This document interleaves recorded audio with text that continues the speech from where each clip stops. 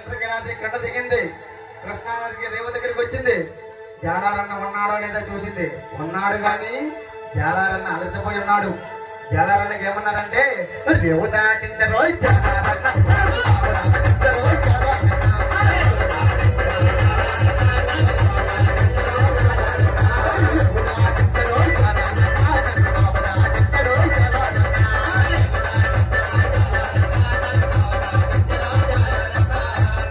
జాలారన్న అంటున్నాడు అలసిపోయి ఉన్నాను.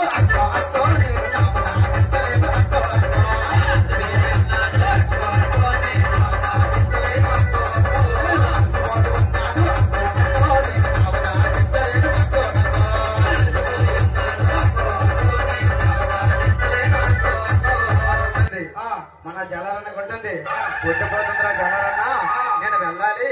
ఏమనంటుందంటే పొద్దుపోతుందిరా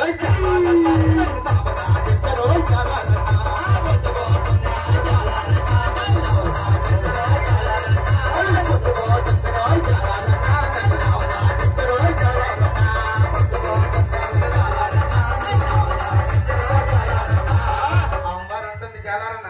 అమ్మారు పొద్దుపోయినా సరే నేను నీరసంగా ఉన్నానమ్మా, నా వల్ల కాదు. ఏమన్నాడంటే అలసిపోయి ఉన్నాను నేను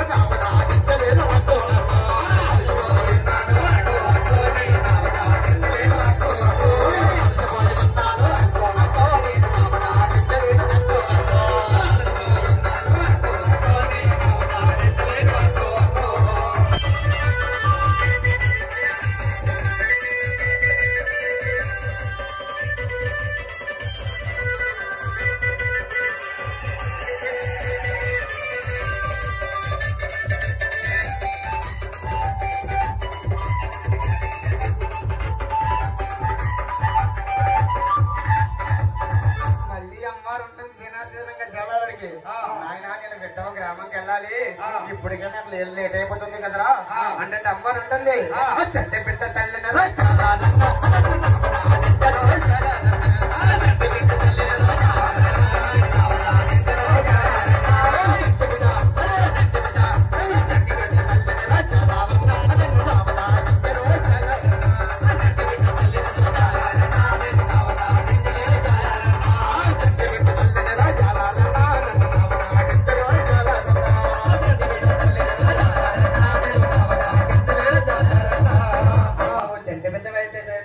నాకేంటమ్మా తల్లి నా వల్ల కాదు అంటున్నాడు.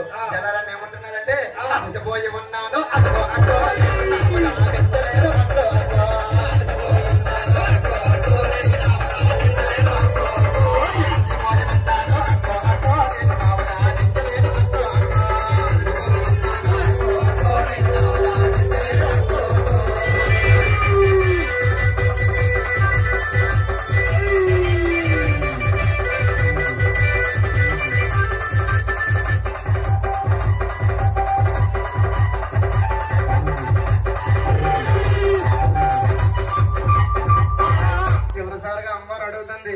అలిసిపోయింది అమ్మవారు కదా.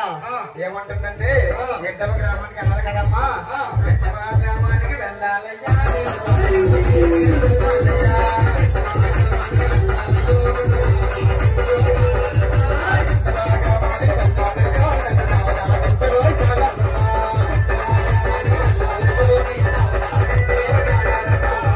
అమ్మకి పులుసూరెళ్తేటి పర్లకిండి నా వల్ల ఎలా అమ్మా అమ్మ నేను అప్పటికే నా తల ఊడిపోతుంది.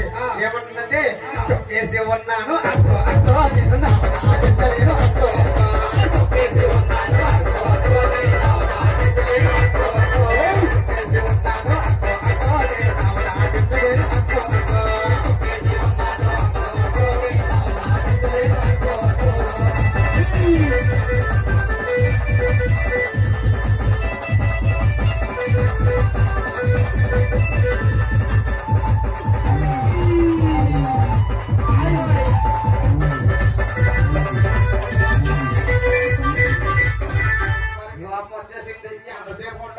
అమ్మవారి దగ్గర ఎట్టలగడలాడుతుంది జాలారన్న.